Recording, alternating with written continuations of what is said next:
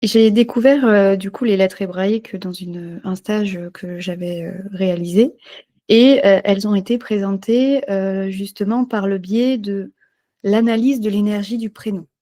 C'est-à-dire en regardant donc dans les prénoms que nous portons, Oui. quelle énergie les lettres amènent. Et donc du coup, ça permet d'une certaine manière d'obtenir des informations sur l'énergie de notre être, ou en tout cas ce que notre prénom évoque. Est-ce que tu peux nous expliquer un petit peu comment ça fonctionne, justement pour essayer de... J'imagine qu'il y a énormément de personnes qui sont intéressées pour comprendre un petit peu à travers l'énergie de leur prénom ce que ça témoigne d'eux. Oui, parce que le prénom, lorsqu'on nous appelle par un prénom depuis notre enfance, c'est une énergie. Le son, la voix va porter une énergie, des informations. Donc d'avoir entendu un prénom qui a été beaucoup répété, on va s'identifier. À un moment donné, l'enfant va dire « je suis Marie, Lauriane », voilà, je suis, et je vais m'identifier à cela. Donc il y a tout un processus à l'intérieur qui va s'engrammer et qui peut être aussi quelque chose de très fort et de très beau. Par exemple, si je n'aime pas mon prénom, si quelqu'un n'aime pas son prénom, c'est embêtant parce que si à chaque fois que quelqu'un l'appelle par son prénom, ça fait quelque chose, ça squeeze quelque part, ça va être difficile de s'incarner, ça va être difficile d'accueillir, même la carte d'identité telle qu'elle est, elle a du sens aussi dans ce monde humain. Il n'y a rien à rejeter. Donc oui, le prénom, c'est quelque chose de vivant. Et pour moi, il n'y a pas de hasard non plus. Même si on nous a appelés d'une certaine façon parce que c'était le nom d'une arrière-grand-mère ou j'en sais rien et qu'on n'aime pas ce prénom, ça vaut le coup d'aller visiter. Ok, est-ce que je refuse ce flambeau qui m'a été confié ou est-ce que je l'accueille pour vivre l'alchimie, transmuter et me l'approprier et le vivre d'une façon qui soit lumineuse. Donc, la relation qu'on a déjà avec son propre prénom, je trouve que c'est quelque chose d'important. Et effectivement, il n'y a pas de hasard. Et la première lettre d'un nom, d'un prénom, pour les kabbalistes, c'est la plus importante. Les autres vont jouer aussi parce qu'elles vont donner des nuances, la consonne. Toutes les lettres hébraïques sont des consonnes, pas de voyelles. Donc, c'est la consonne qui donne le corps au son qui est prononcé et la voyelle qui va lui permettre d'être prononcée, pardon. Voilà. La consonne, c'est le corps. Tiens, Lauriane, voilà, c'est l'Ahmed qui est la première lettre de ton nom. Et le L, comment prononcer L sans mettre de voyelle? C'est pas possible. Donc, le I, A, La, Li, Lou va donner la possibilité à la consonne d'être prononcée, de s'incarner. Ça va l'animer. Mais c'est la consonne qui donne vraiment le corps de cette énergie. Voilà, je suis rentrée un peu dans les détails. Je ne sais pas si c'est parlant. Et du coup, en tout cas, par rapport aux lettres hébraïques, lorsqu'on les connaît, quand on est déjà rentré en résonance avec elles, lorsqu'on voit un nom qui est écrit en hébreu, avec les lettres qui s'écrivent donc de droite à gauche, eh bien, là, on a vraiment l'énergie globale qui en ressort. Ça peut être quelque chose même de guérisseur. Je trouve ça très, très chouette. Alors après, tous les noms ne peuvent pas s'écrire en hébreu, mais si, en fait, tous les noms peuvent s'écrire en hébreu en transposant et on n'aura pas de garantie. Par exemple, le son T, ça peut être un Tate ou un Tab. Donc, si ce n'est pas un prénom hébraïque au départ, mais on peut sentir, on peut ressentir intuitivement lequel ce sera. Donc, ça peut être un soin, ça peut être quelque chose de chouette. Et tu vois, Lauriane commence par un L, et la Med, c'est vraiment une lettre à la fois de compassion, d'amour, c'est l'aiguillon de l'amour. Je trouve ça se voit en toi, et en même temps, c'est l'étude, l'imoud en hébreu, et donc c'est l'amour, c'est la science, c'est la connaissance, l'étude au service de l'amour. Et ce mot amour, j'aimerais vraiment qu'on lui enlève toutes les notions, un peu les petits cœurs, les bisounours, et tout ce qu'on a mis, ce côté un peu mièvre. Et j'ai envie de revendiquer ce mot qui n'a rien à voir avec les feuilletons, avec la passion et enfin, l'attachement et tout cela, mais qui est l'essence de notre être. Voilà. Oui, moi je vois ça comme l'énergie du cœur en fait. C'est une Oui, vibration, quoi. C'est réellement, oui. Et cette force du cœur, cet amour, peut traverser des couches de psychisme qui sont par-dessus, et à la surface, ça va peut-être donner de la jalousie, la colère, la tristesse, les souffrances, les incompréhensions. Mais à la base, ce qui nous rend malheureux, c'est de ne pas aimer. Et pourquoi nous avons besoin d'être aimés? Parce que ça nous autorise à aimer. Mais si je comprends que je peux rayonner qui je suis sans avoir besoin d'être validée par quelqu'un, à ce moment-là, je peux rayonner l'amour que je suis. Et ça ne veut pas dire être naïf, ça ne veut pas dire donner pouvoir aux autres, du tout. le fait de se recentrer sur soi, je trouve aussi que de s'éloigner des pensées qu'on peut avoir sur les autres. C'est-à-dire que dans la manière d'être, il est plus facile de regarder l'autre agir et de potentiellement avoir un regard critique sur lui, parce qu'on le regarde à travers notre prisme. Et d'ailleurs, si on a un regard critique sur cette personne-là, c'est intéressant de se demander ce que ça réveille en nous, de ne pas mettre la faute à l'extérieur, parce que souvent, j'ai le sentiment qu'il y a des personnes qui, parce qu'elles ne savent peut-être pas, parce qu'elles n'ont peut-être pas encore la force ou parce qu'elles ne savent pas du tout comment s'y prendre, mais en déployant son énergie vers l'extérieur, on sent que leur être est en difficulté. Et donc, en recentrant toute l'énergie, et notamment l'amour, vers l'intérieur, ça permet de rayonner tellement que ça aide finalement l'extérieur. Il y a souvent la fausse idée de je vais mettre l'énergie à l'extérieur pour aider. Sauf qu'en fait, quand on aide les autres, ça ne les aide déjà pas forcément. Et puis, c'est parfois aussi une fuite pour ne pas se voir soi-même. Et le fait de rayonner à l'intérieur, de prendre soin de soi, ça ne nous rend pas égocentriques ou égoïstes pour autant. Bien au contraire, puisque notre rayonnement, il profite à tous les êtres qui vont nous être autour de nous. Et je trouve que ça, c'est quelque chose qui n'est pas encore assez répandu, je dirais, parce qu'il y a souvent l'idée de oui, bah, tu penses qu'à toi, etc. Alors que c'est, je trouve, en tout cas, c'est mon point de vue, une fausse idée. Carrément, enfin, c'est tellement, tellement vrai, je résonne vraiment avec ce que tu exprimes. Euh, Plus je me connais et plus je pourrais comprendre l'autre. Essayer de comprendre, d'avoir ce réflexe de comprendre ce qui se passe en face, mais ça nécessite vraiment une grande compréhension de ce qu'est l'humain. Et l'humain qu'on va rencontrer, c'est soi. Donc, si je ne m'aime pas, par exemple, si je n'aime pas qui je suis, euh, je vais donner prise à tout ce que, au regard des autres, aux paroles des autres, et parfois je vais même mal interpréter, parce que ce que je projette, eh ben, les autres vont me le renvoyer. Donc ça se passe d'abord à l'intérieur. Et si je veux que ce soit en paix autour de moi, c'est d'abord à créer, à vivre, à inscrire, à transmuter tout ce qui en a besoin pour vivre la paix en moi. Et là, je sais que ça va aider autour de moi. Donc, loin d'être égoïste, au contraire, ça, ça va ensemble. Évidemment, si je vois quelqu'un qui tombe devant moi, je vais l'aider. Je vais simplement, euh, plus j'ai cette force de pouvoir aider, et, et plus ça servira l'ensemble. Une reine ou un roi a énormément à donner aux autres, mais une mendiante, un mendiant n'aura rien à donner. Donc, je sais pas, c'est imagé ce que je dis, hein, c'est pas par rapport aux gens en dehors. C'est simplement si j'ai conscience de la reine que je suis, parce que j'ai transmuté tous les regards négatifs, toutes les fausses croyances, à ce moment-là, de par qui je suis, je peux simplement être là et apporter mon aide s'il y en a besoin et rayonner qui je suis. Voilà. Et tout part du centre de l'être. Ouais. C'est un travail quotidien, hein. C'est un travail où il faut quand même être très, très motivé, même dans les moments un peu plus difficiles. Moi, je le vois un peu comme une déprogrammation.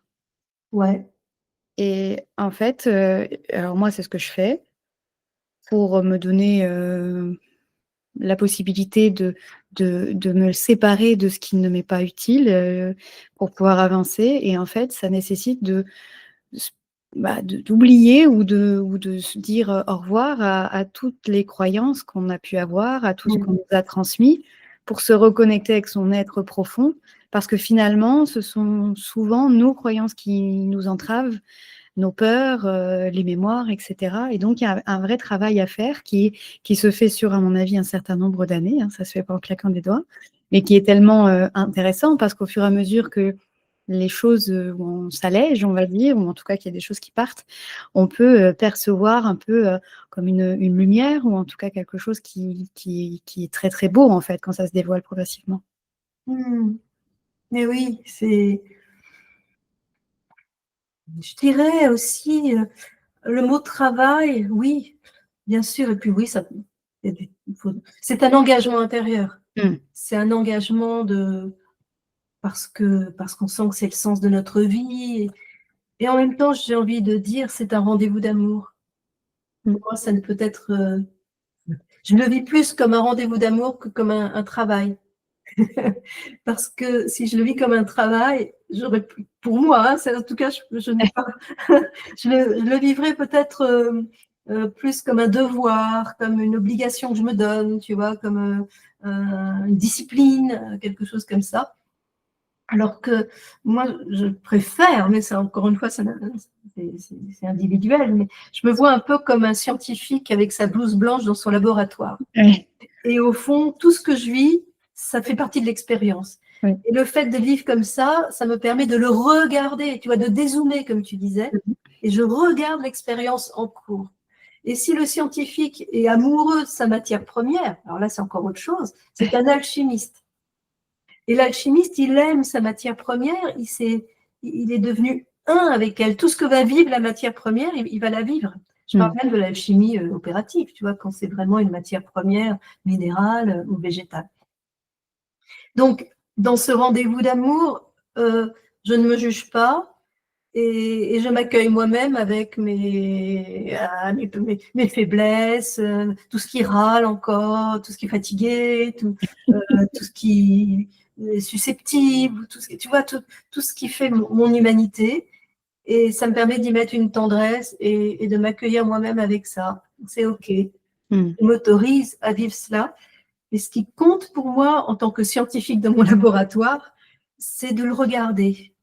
C'est-à-dire, je ne m'identifie pas même à ma susceptibilité, même à mon orgueil, même à ma paresse, même à, tu vois, des trucs qu'on n'aime vraiment pas, mais je peux le repérer, je peux le regarder parce que je ne me juge plus. Et du coup, c'est bien plus joyeux. Oui. Mais je pense, complètement comme toi, qu'il y a besoin d'un courage, d'une forme de... C'est un choix, c'est pas le hobby du dimanche, quoi. C'est vraiment jour après jour, chaque jour, j'ai appris quelque chose de nouveau sur mon fonctionnement, sur la vie, voilà, tu vois, et c'est passionnant, on va s'ennuyer. Moi, je le vois, après, c'est mon ressenti personnel, hein, mais je le vois un peu comme la foi, en fait. Oui, oui. La foi, ça me parle parce que c'est un mot qui m'accompagne ces derniers jours, qui était venu... j'ai fait un direct il n'y a pas longtemps qui était Yeshua et le figuier. Un titre un peu bizarre, mais qui fait allusion à un passage dans les évangiles. Voilà, bref, je ne vais pas rentrer dans les détails maintenant. Et où j'employais ce mot foi. Et j'ai ressenti à quel point la foi n'est pas la croyance. Je fais une grande distinction entre ces deux mots. Si je crois, parce que je mets sur le mot croyance, c'est quelque chose qui, dès le départ, pour moi, est vrai.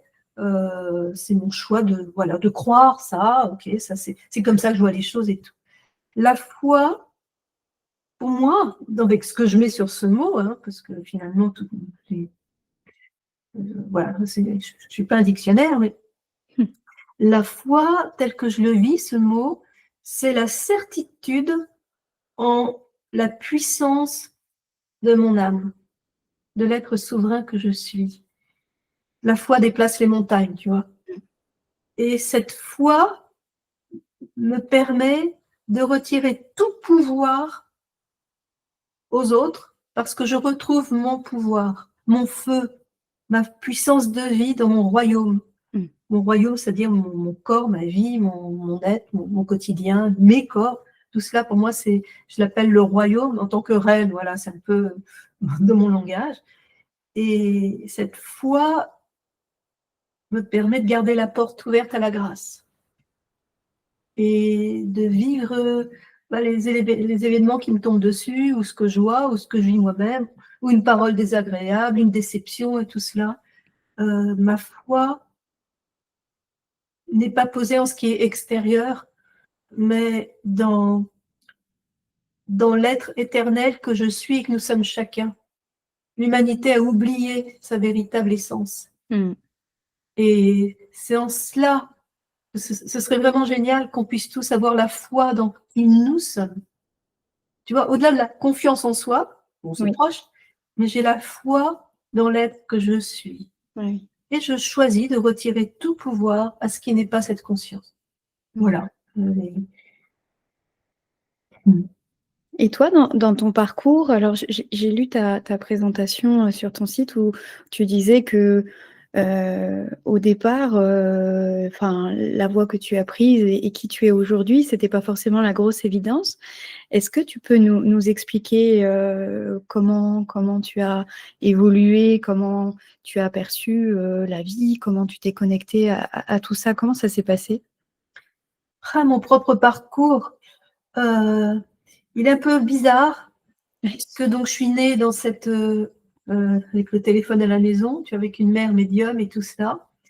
Et en même temps, à un niveau, c'est super, parce que ça ouvre plein de perspectives. Et en même temps, c'est pas évident pour s'incarner. Mm. Et j'étais à 2 mètres au-dessus du sol, tu vois. Oui. J'étais quelqu'un d'assez naïf. Je me suis fait avoir de plein de façons par la suite. J'ai vécu des trucs vraiment pas cool. Tu vois, j'ai attiré des prédateurs voilà, dans ma vie. Et ça m'a mis énormément, ça a pris énormément de temps pour que je réalise que si je ne me respectais pas, j'attirais des relations qui ne me respectaient pas. Et donc, ça a été tout un processus. J'ai mis vraiment beaucoup de temps et je souhaite à tout le monde de mettre moins de temps que moi. Enfin bon, après. Et puis, quand les lettres hébraïques sont arrivées, ça a tout bousculé dans ma vie parce que je les ai ressenties. Mais tu vois, je pense qu'à l'époque, quand j'ai écrit Rencontre avec la splendeur, ça coulait tout seul, je vivais des choses très fortes. Je me souviens que quand j'écrivais les prières pour chaque lettre, je tremblais. C'était pas facile d'écrire. En fait, je tapais sur l'ordinateur, sur le clavier, mais j'avais du mal parce que je tremblais, tu vois. Elles sont dégagées comme ça. Et celle que j'étais à l'époque, pour moi, ça n'a rien à voir avec celle que je suis aujourd'hui. Et voilà, et je pense que, tu vois, dans ce que toi tu vis, ce que tu racontes de ce que tu vis avec les lettres, je pense que tu les vis plus profondément que ce que j'ai vécu à l'époque. Je n'étais pas assez incarnée, celle que j'étais ne pouvait pas les vivre comme j'aurais pu les vivre, comme je peux les vivre aujourd'hui. Et c'est pour ça qu'il y avait un groupe aussi. Quand j'accueillais l'histoire pour une lettre, je la lisais, on se réunissait toutes les semaines, et ça forme un athanor, tu vois, un égrégore d'ailleurs, qui m'a permis aussi, m'a aidé à recevoir cet enseignement. Ça, j'en suis sûre. Rappelle-moi la question. C'était la question de ton parcours, justement. Parcours, oui. Voilà, j'ai pas de mémoire non plus parfois. Donc voilà, je pars de là. Je pars de ça. Et peu à peu, les lettres m'ont aidé à m'incarner, année après année, parce que c'est un enseignement qui nous aide à entrer en nous-mêmes. Et peu à peu, j'ai vécu des choses nouvelles avec les lettres, peu à peu, il y a des nouvelles expériences. Et donc, il y a eu les lettres hébraïques, et puis le livre, et puis le tarot des lettres hébraïques dans la foulée. Et après, il y a eu longtemps, j'ai pas écrit, tu vois, il n'y a pas eu d'autres livres. Il y a eu vraiment toute une maturation qui a dû se mettre en place. Et c'est fou parce que moi, je suis née à Paris, tout ça, avec une mère qui n'aimait pas spécialement la nature. Tu vois, j'étais très déconnectée. Et en fait, la nature aussi, après, m'a beaucoup aidée, mais bien plus tard, tu vois. Aujourd'hui, je vis à la campagne, j'ai plus rien à voir. Et quand je vois mon parcours, j'ai l'impression d'avoir fait le grand écart entre quelqu'un qui était connecté en haut pour pouvoir canaliser et recevoir cet enseignement d'une certaine façon, parce que c'est un état particulier de recevoir comme ça, mais pas du tout incarné. Et donc, tout l'enseignement m'a aidé peu à peu à m'incarner jusqu'à l'oracle du corps. Et puis, il y aura sans doute encore d'autres choses. Voilà, mon parcours, il est un peu de haut en bas. Est-ce que Et ce qui m'a aidé, c'est comme mon grand amour pour la terre. Tu vois, j'aime la terre. L'âme de la terre me touche énormément, me parle et m'a beaucoup accompagnée. Pour moi, c'est aussi même, tu vois, la grande mer. C'est l'univers, hein. Ça peut être les étoiles, le soleil, mais moi, je le vis beaucoup à travers la terre. Je connais. Ouais.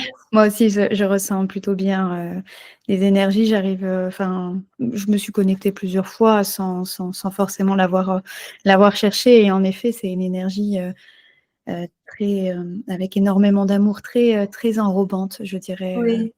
Et du coup, c'est vrai que c'est une super expérience. Amour et douceur, puissance et douceur. Et j'ai même des manifestations qui peuvent ressembler, mais j'ose pas prononcer ce mot parce qu'il y a trop d'images, on met trop d'images là-dessus, mais des choses un peu chamaniques qui me viennent parfois, et je me laisse aller, tu vois, dans des chants spontanés, dans des gestes, où vraiment je me donne complètement à cette puissance de vie, et je peux le faire aujourd'hui parce que j'habite beaucoup plus mon corps. Bah, d'ailleurs, ça fait partie d'une interrogation que j'avais. Donc sur tes directs sur YouTube, il y a donc un véritable moment de partage où les personnes sont potentiellement invitées à pouvoir se connecter à elles et à travailler sur elles, à travers des paroles et à travers notamment du chant. Du coup, je me questionnais sur l'origine de ce chant. Est-ce que c'est quelque chose que tu as appris? Est-ce que c'est quelque chose qui vient spontanément? Comment ça se passe? Bon, j'aime chanter depuis toujours, mais ces chants spontanés, ils sont spontanés, complètement spontanés. C'était quelque chose de très intime pour moi, et j'étais amenée ça fait longtemps maintenant, depuis assez longtemps dans les stages, c'était trop fort pour le retenir. Ouais. Donc, j'ai laissé jaillir ces chants et je sens qu'ils sont agissants. Je sens qu'ils viennent à tel ou tel niveau, vont correspondre, ils vont agir, ils sont agissants. Et depuis, ça fait pas mal d'années aussi, mais c'est venu plus tard, il y avait des syllabes qui venaient. Et donc, je laissais venir ces syllabes. Parfois, je devine l'intention qui est là, je ressens le mouvement qui est là, mais je n'ai pas envie de risquer de fausser avec mon mental ou avec mon contrôle. Oui. Donc, à partir du moment où je suis dans mon axe, je me sens bien reliée et je sens toute la bienveillance et cette force de vie qui est là, je l'autorise à s'exprimer par ces chants. Et ce qui est bien avec le chant, c'est que le mental, il ne sait pas quoi en faire. Il est un peu surpris et hop, la porte est ouverte et cette lumière de vie peut venir circuler. Et j'invite tout le monde à explorer cela, parce que la voix humaine, on ne se rend peut-être pas toujours compte à quel point elle est précieuse, évidemment pour communiquer, bien sûr, mais pas seulement. Elle fait vibrer nos propres cellules, Oui. et c'est très, très puissant. C'est un outil très, très puissant. Bah, ça se sent, hein. Déjà, quand on parle, si on est sensible, on sent la vibration de la parole qui résonne en nous. Et du coup, le fait de pouvoir chanter, moi, j'ai le sentiment, en effet, que ça vient agir sur nos cellules d'une manière ou d'une autre. Et si ça vient spontanément, on peut imaginer que ce qui vient spontanément est forcément très adapté pour le moment où on le vit. Oui. Mais j'ai l'impression de répéter un peu tout le temps la même chose, mais il y a vraiment besoin d'habiter le corps. Parce qu'il y a des chants qui peuvent venir de très haut et qui vont venir et qui vont être très beaux d'ailleurs. J'ai déjà vécu ça. mais pour que le chant soit agissant, il y a besoin de la force de la terre, du feu de la terre. Et pour le toucher, pour qu'il s'exprime et nourrisse le chant, il y a vraiment besoin d'être bien, bien relié à la terre, et donc au corps, et donc de l'aimer. Ok. Ouais. Ça me fait penser à il y a une des lettres, alors je ne sais plus laquelle, qui évoque la puissance du verbe. Oui, c'est la lettre P. Et en fait, je pense que, alors on entend souvent ou pas, alors ça dépend dans quel environnement on est, ou en tout cas quel type de livre ou de personnes on croise, mais attention, chaque mot est à peser quand on s'exprime. Et en fait, avec cette carte-là, on prend conscience pleinement de la puissance et de la portée de nos mots, que ce soit Oui. des mots qui portent des vibrations d'amour ou d'autres types de vibrations. Et est-ce que tu peux nous parler un petit peu justement de ce sujet-là? Oui, donc là, tu parles de l'expression de parler, des paroles. En fait, il y a le sens des mots en eux-mêmes, c'est important, et puis il y a la vibration qui va sous-tendre notre verbe, notre parole, donc notre intention profonde. Et ça, c'est quelque chose qu'on peut très très bien capter. Même quelqu'un au téléphone, on va capter énormément d'informations au-delà de ce qu'il nous dit. On va capter par la voix, je sais pas, si la personne est fatiguée, si elle est sincère, si elle est… Et plus je vais explorer cela, et plus je vais pouvoir discerner en face qu'est-ce qui habite le verbe, la parole de la personne qui s'exprime. Et les paroles sont tellement puissantes. Une parole de douceur, empreinte de bienveillance, peut guérir des traumatismes profonds en soi et pour l'autre. Les paroles sont vraiment… c'est une magie d'amour ou pas. Oui, parce que si on s'énerve sur quelqu'un et qu'on a des propos qui parfois, Ouais. plutôt sur le coup de l'émotionnel que sur une véritable pensée profonde, du coup là, c'est un petit peu moins sympa sur les faits. C'est moins sympa, c'est moins sympa. Alors après, l'idéal, c'est de pouvoir le réparer justement par le verbe. Des paroles remplies d'un amour authentique, en fait, je vais plutôt le dire autrement, des paroles qui vibrent vraiment l'âme que nous sommes, qui viennent vraiment de l'âme, qui viennent vraiment de nous, sont bien plus puissantes que les paroles qui viennent du psychisme. Colère, agressivité, ou tristesse, ou découragement et tout cela. Ça, c'est une bonne nouvelle, tu vois, parce que la parole peut rectifier, le verbe peut rectifier ce qui a été exprimé qui n'était pas dans l'axe. Mais ça doit être rectifié à voix haute.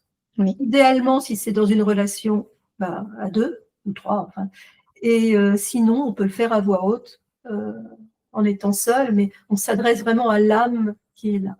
Donc ça, c'est quand même une bonne nouvelle, parce que sinon, c'est désespérant, avec toutes les paroles de notre ignorance que nous avons émises et qui n'ont pas été cool, on s'est tous blessés les uns les autres, franchement. Oui. Hein. Donc, une parole qui vient de l'authentique de nous, de notre âme profonde, est bien plus puissante. Et une parole contenue a aussi un effet. Les non-dits, c'est dévastateur. Vraiment, c'est le mot que j'emploie, parce que des non-dits peuvent devenir un hurlement à l'intérieur qui va s'exprimer par le corps et qui peut vraiment donner des maladies ou des problèmes psychiques ou physiques à plein de niveaux différents. Et c'est important, on peut demander au corps, parce qu'après on a oublié peut-être, mais de nous permettre de rencontrer tout ce qui n'a pas été exprimé et de l'exprimer. Ça, c'est absolument libérateur et nécessaire à mon avis. Ouais. Et si les personnes ne sont plus présentes aujourd'hui, on peut, avec une intention vraiment de cœur, écrire éventuellement aux personnes à qui on n'a pas pu dire les choses? Oui, mais le dire à voix haute. On peut écrire si ça nous donne un support, mais le dire à voix haute, à mon avis, le verbe est plus puissant que la pensée, parce que le verbe donne corps à la pensée. Le verbe permet à la pensée de se manifester. Et dans l'humanité d'aujourd'hui, notre pensée n'est pas assez cristalline et Oui. habitée. Mmh. Donc, il y a besoin de l'exprimer à voix haute. Et c'est très agissant. Moi, je le vois dans les stages, par exemple. Parfois, certaines paroles vont libérer quelqu'un tellement, c'est tellement fort, les paroles que la personne va exprimer, que tout le monde va le ressentir. Ouais. Et tout le monde se sent libéré de quelque chose. Et waouh, c'est juste magnifique parce que ça a été exprimé à voix haute. Si c'était juste pensé, ça n'aurait pas eu le même impact. Mmh. Dans les stages, tu évoquais tout à l'heure, que tu n'étais pas bien incarnée. Est-ce que donc j'imagine donc tu organises des stages pour venir à la rencontre des lettres hébraïques et sur d'autres thèmes aussi. Hem, Est-ce que tu peux nous faire part de ton retour justement si c'est courant de pas être bien incarné ou pas forcément? Et pourquoi? Enfin, qu'est-ce qui fait qu'on n'est pas bien incarné? Alors, quand je dis que je n'étais pas bien incarnée, c'était bien avant d'animer des stages. C'était mon adolescence, après, tout cela. J'ai reçu cet enseignement des lettres, j'avais quoi? J'avais 35 ans, 36 ans. Ça durait à peu près 2 ans et demi. Et là, du coup, je l'ai été beaucoup plus. Et peu à peu, je le suis de plus en plus. Je me vois de dizaine d'années en dizaine d'années, je vois la différence. Et j'ai pu constater, en fait, qu'il y a très très peu de gens qui sont vraiment incarnés. Mmh. L'énorme majorité, dans ce que je mets sur ce mot, mais c'est pas tout l'un, tout l'autre. C'est Oui. pas on l'est ou on ne l'est pas. Il y a plein de nuances, il y a plein de pas dire des niveaux parce que ça ferait un peu ABCD, c'est pas ça, mais des façons de s'incarner.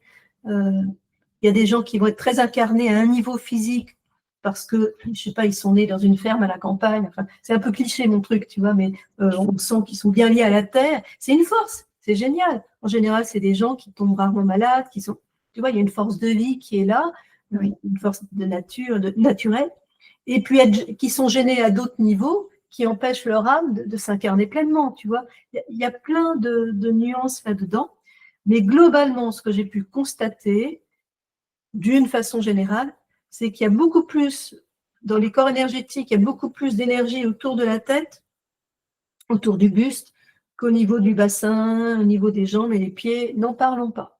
Mmh. Il y a beaucoup plus besoin de ramener dans le ventre, le bassin, les pieds, de se connecter à la terre. Il y a beaucoup plus besoin de cela d'aller là-haut.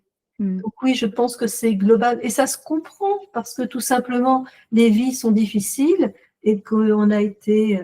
il peut y avoir en nous inconsciemment une envie de fiche le camp, de lassitude. Et donc l'énergie s'en va vers le haut.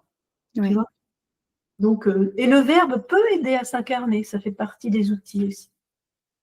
Si on le veut, la première chose, et ce n'est pas un outil, c'est l'intention. Oui. Oui, parce que là, dans ce que tu dis, il y a le fait de pas vouloir être là, en fait. Ouais. Il y a beaucoup de gens, consciemment, parfois, ou inconsciemment, qui ne veulent plus être là parce qu'ils sont malheureux, parce qu'ils se découragent, parce que c'est souffrant. Mmh. Donc, ça se comprend. Il y a vraiment besoin de remettre sur la rencontre d'amour avec le corps. Et l'amour ne se commande pas, ce n'est pas une méthode. Oui. C'est une invitation et les lettres vont aider justement énormément dans ce sens. Mmh. Se réconcilier avec son corps, avec sa vie, pour dire oui à la vie. Oui.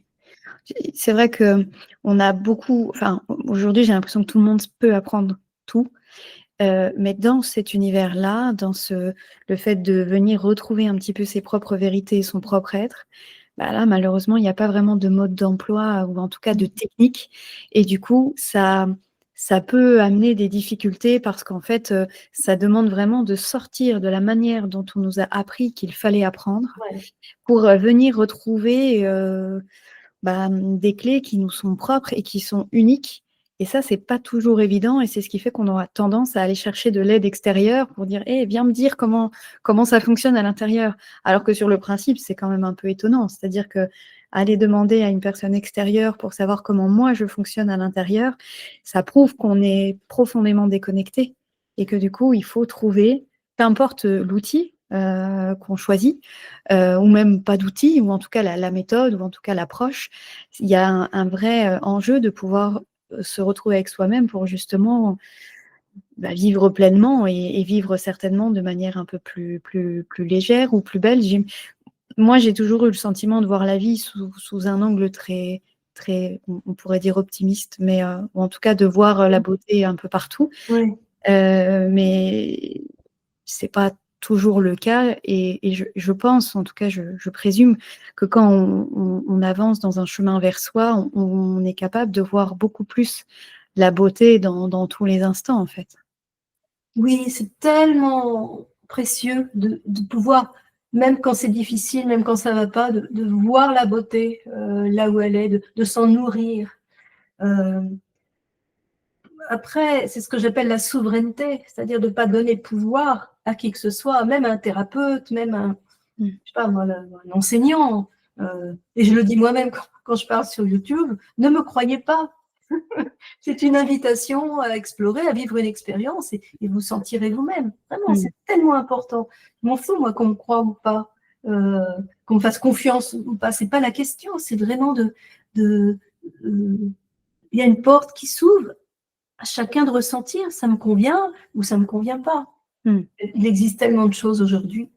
Moi, de temps en temps, je connais une femme qui est thérapeute. C'est un mot assez vaste, assez fourre-tout d'ailleurs. Et ben, elle peut m'aider à faire des prises de conscience. Je découvre des trucs, c'est génial, tu vois. Donc, on peut rencontrer des amis sur le chemin qui peuvent nous tendre un miroir, nous aider d'une façon ou d'une autre. Donc, voilà, je ne suis pas contre le fait de consulter, de voir quelqu'un qui... Mais, en fin de compte, je suis souveraine de mon royaume. Et est-ce que ce thérapeute ou cet ami ou cet enseignant m'aide à le vivre en moi sans qu'il y ait du tout de dépendance à quelque niveau que ce soit, et être très très lucide là-dessus. Est-ce que je sens que l'autre est bienveillant profondément? Est-ce qu'elle est dans son cœur? Est-ce que c'est cet être à qui je vais demander conseil, est-ce que je sens réellement? Et on a tous les moyens, en étant sincère, de se rendre compte si la personne en face est dans son cœur ou pas. Oui, oui. C'est quand même, on peut percevoir ça. Est-ce que je sens qu'elle est bien ancrée et qu'elle est bien reliée? Et ça, je peux vraiment le ressentir. Et après, elle me parle, elle a une intuition, à moi de ressentir comment mon corps réagit à cela. Comment, et si je sens, ah oui, oui, oui, c'est vrai, et je le sens en moi, là, je peux adhérer et aller explorer ce qui m'est proposé. Voilà, il ne s'agit pas de se méfier de tout le monde, mais avant tout d'être dans ce discernement intérieur, et le courage d'assumer sa propre couronne, ses propres choix, et du coup, on se rend compte qu'on est responsable de sa trajectoire. Oui, c'est quelque chose que je vois aussi, moi, dans la pratique de l'hypnose, où justement, les personnes qui viennent me voir viennent pour potentiellement renouer avec des informations auxquelles ils n'arrivent pas à accéder. Voilà. Et après, c'est à eux de faire le travail. Moi, je n'agis pas comme une magicienne qui résout tous les problèmes, mais je viens montrer l'accès pour justement venir récupérer les informations dont ils ont besoin aujourd'hui pour pouvoir avancer. Oui, exactement. C'est ça. Oui. Et ça peut être, il y a des merveilleux thérapeutes, des merveilleux, voilà, si j'ai besoin d'un ostéopathe, autant trouver quelqu'un qui a une belle énergie, qui me convient bien, que je sens dans son cœur, et il va agir d'une façon que moi je ne peux pas faire moi-même, tu vois. On est là pour s'entraider les uns les autres, ou un ami, ou qui que ce soit, mais même quelqu'un de proche qui va me parler. Avec mon mari, on sait, mais si, c'est pas pour ça que je vais croire tout ce qu'il va me dire, je vais donner pouvoir à ce qu'il va me dire. Et je dis ça, mais c'est pas si évident. C'est pas si évident quand on vit ensemble, quand il y a des gens vraiment qui sont proches, qui nous disent quelque chose. Il peut aussi se tromper. Voilà, c'est juste nous sommes humains, et c'est ensemble aussi qu'on peut évoluer. Je crois que si on est seul sur une île déserte, sans aucune relation, On reste pas très longtemps. Mais c'est vrai que c'est intéressant de dire ça parce que On voit qu'il y a parfois, et c'est souvent le cas, une pression familiale ou un enjeu de loyauté en fait. Et par exemple, quand on veut entreprendre quelque chose qui est complètement éloigné du parcours qui a été pris par les parents ou les ancêtres, ça demande parfois un peu de courage de s'affirmer en tant qu'enfant qui, par son parcours différent, on pourrait avoir l'impression d'avoir un défaut de loyauté, où les paroles des parents vont venir résonner très fort, à tel point qu'on n'arrivera peut-être pas à suivre son propre chemin parce que on a ces paroles-là qui ont une influence, parce qu'il y a de l'amour, parce qu'il y a une grande histoire qui a été partagée. Et en fait, tous nos proches qui sont là pour nous entourer, nous accompagner et nous donner leurs conseils, il est important de prendre conscience que même si les conseils sont bienveillants, parfois ils résonnent principalement par rapport à leur propre expérience et pas par rapport à nous qui sommes des êtres, nous seuls pouvons nous connaître à ce point. Et en fait, au-delà de la bienveillance, parfois, il faut essayer de sentir si les conseils résonnent et pas s'ils résonnent parce que ça nous arrange, parce que pour le mental, c'est plus intéressant, parce qu'il y a moins de prise de risque, etc. Mais voir si ça résonne et qu'est-ce qui nous met en joie, qu'est-ce qui fait qu'on a vraiment cette envie, comme une envie d'enfant, en fait, de waouh, on est super excité et on a envie d'y aller, même si ça intègre des risques ou des enjeux, c'est pas grave, c'est une expérience et le fait de pouvoir penser ensuite. On est là pour avancer, pour faire des expériences. Pour moi, ce qui est important, c'est de ne pas rester immobile. Chaque jour, il y a quelque chose de nouveau. Chaque jour, c'est pas forcément quelque chose de spectaculaire, mais chaque jour, je vais explorer, je vais rencontrer. Voilà, même une journée où apparemment il ne se passe rien, il peut se passer énormément de choses à l'intérieur. Mais tout ça, c'est un univers intime où personne d'autre que mon âme ne peut entrer. Oui. En tout cas, je ne laisse entrer rien d'extérieur. Parce que sinon, je vais me faire squatter. Et je refuse que ce soit des squatteurs en moi qui décident à la place de mon être, de mon âme. Mais ça demande énormément de courage et d'écoute et d'accepter de payer le prix. Il y a un prix à payer pour cela, peut-être, oui. Parce que parfois, je veux garder l'harmonie, je crois que c'est de l'amour, mais c'est de la peur.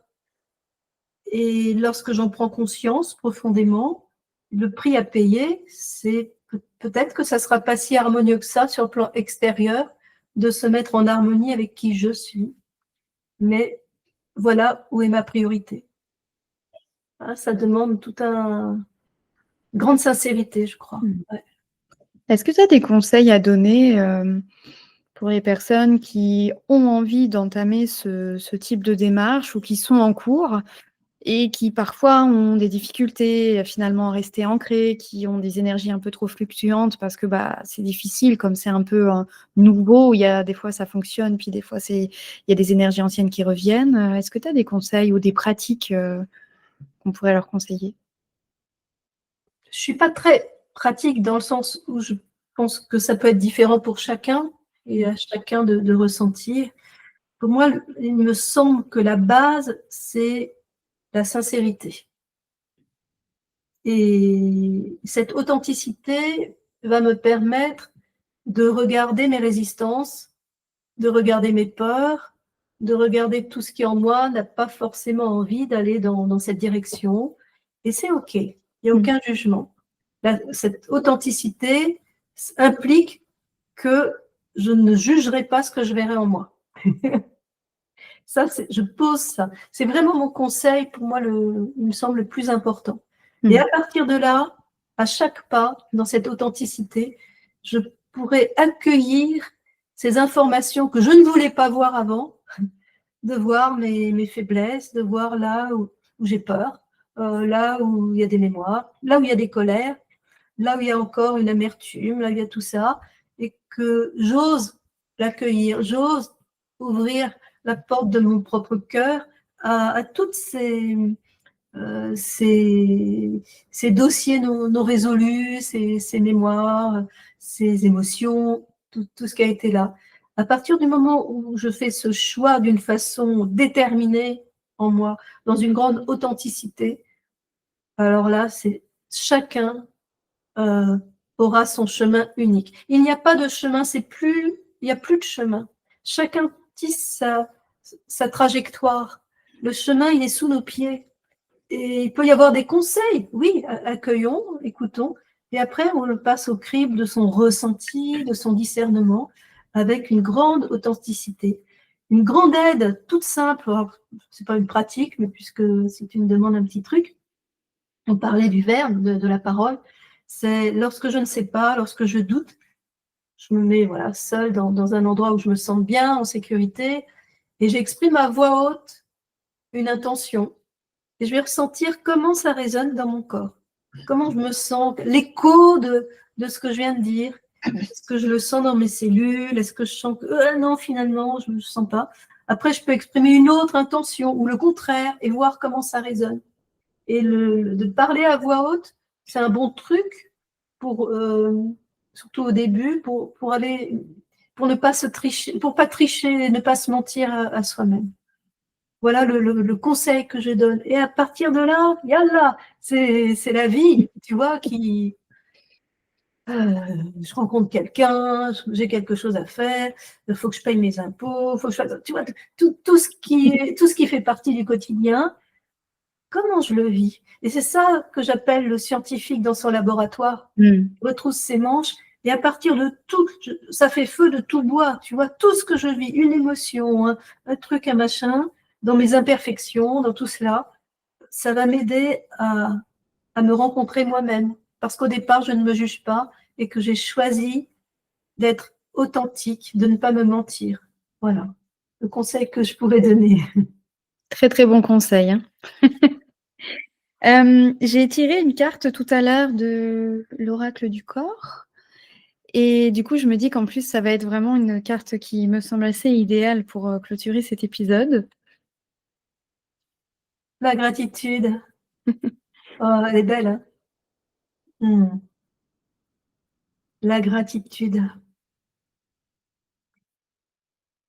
Ah, c'est marrant parce que pour chaque carte, évidemment pour les lettres c'est le cas, mais même de l'oracle du corps, à chaque carte, je sens l'énergie qui correspond, tu vois, et là, je prends le temps d'accueillir la gratitude. On n'a peut-être pas conscience à quel point c'est puissant.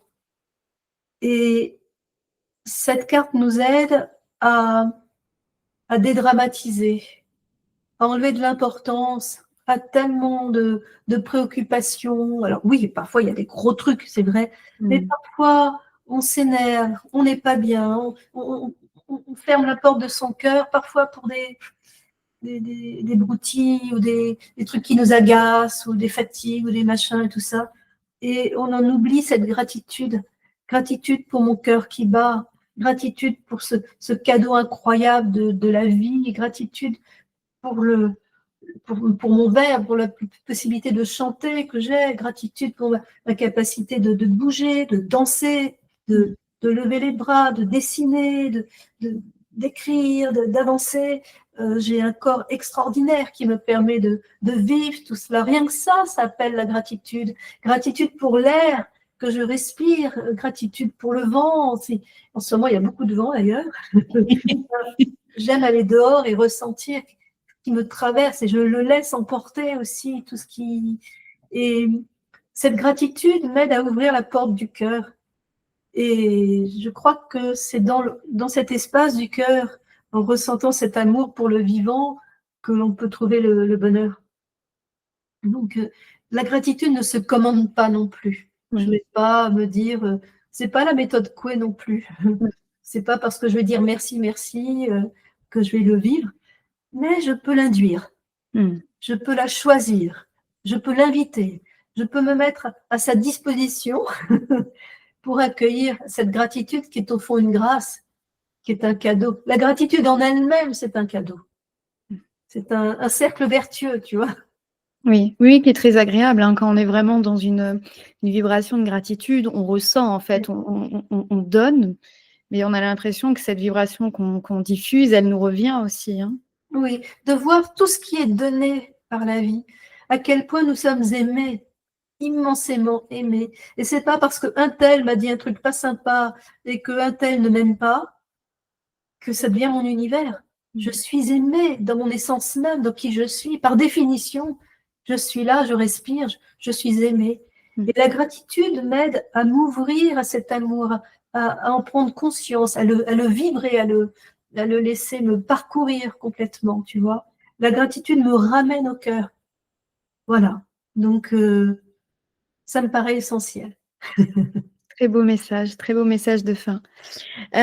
Si on veut te retrouver, Marie, est-ce que tu peux nous dire où est-ce qu'on peut trouver tes livres, où est-ce qu'on peut te suivre donc sur YouTube, ou enfin je vais mettre évidemment tous les liens qui renvoient vers tout ça dans le descriptif. Mais est-ce que tu veux peut-être toi expliquer un petit peu? Alors déjà, sur YouTube, on vit des moments super, c'est donné, c'est partagé, et de direct en direct, parce que moi, c'est en direct et je prépare rien, tu vois, je laisse venir comme ça vient, et en fonction aussi de l'assemblée que je ressens, qui est là, en direct, ou en différé, parce que finalement, le temps, c'est pas forcément ce qu'on prend. Et donc, j'invite tous ceux qui en ont envie à nous rejoindre, parce que c'est une belle alchimie et j'apporte mon grain de sel à tout ce qui se vit aujourd'hui. Et aussi, chaque direct prépare le suivant. C'est trop marrant. C'est vraiment super. Sinon, j'ai un site, marie-elia.com, où il y a mon agenda pour les activités et tout cela, quelques articles. Et puis, je suis aussi éditrice, parce que mon éditeur en 2016, en 2015, il est décédé. Et donc, finalement, plutôt que de signer avec d'autres éditeurs qui n'auraient pas demandé mieux, mais au dernier moment, j'ai dit, ah non, je me lance dans l'aventure, j'ai créé ma maison d'édition pour mes livres, pour des coups de cœur aussi, des livres qui me semblent vraiment importants pour d'autres auteurs. Et voilà, donc ma maison d'édition s'appelle les éditions de l'Émeraude. C'est une allusion à l'émeraude du Graal, l'émeraude qui est un symbole alchimique très puissant, puis j'aime bien les minéraux. Donc, édition au pluriel, émeraude.com. Et c'est moi qui reçois les commandes. Donc, si le cœur vous en dit, je peux même dédicacer les livres. Et voilà. Ou sinon, vous le trouverez dans toutes les bonnes librairies qui sont à côté de chez vous. C'est bien de faire vivre aussi les libraires. Voilà. Super. Merci beaucoup Marie pour cet échange. J'aurai le plaisir de te retrouver dans ton prochain live. Avec joie. Et puis, bah, merci beaucoup pour ce partage. C'était vraiment très, très intéressant, très riche, très généreux, comme toujours. Et j'espère que toutes les personnes qui nous écoutent vont pouvoir recevoir cette énergie directement au plein cœur pour pouvoir justement qu'ils puissent avoir cette douceur et cet amour dans leur vie quotidienne. Merci Lauriane, je me sens en résonance très fort avec toi, avec ta belle âme, et j'embrasse et j'envoie les pensées les plus chaleureuses à tous ceux qui entendront ce message. Merci pour ton écoute. J'espère que cet épisode t'a plu. Je t'invite à découvrir les prochains épisodes très prochainement. Chaque épisode est abordé de manière totalement différente et vous propose une nouvelle aventure, un nouvel éclairage sur un sujet. Le prochain épisode traitera de la pleine conscience et de comment mettre en place des choses dans sa vie pour pouvoir réussir à rester ancré dans l'instant présent. Je vous remercie pour votre écoute et votre fidélité. Si cet épisode t'a plu, n'hésite pas à liker, à commenter, partager et même à t'abonner. À très vite!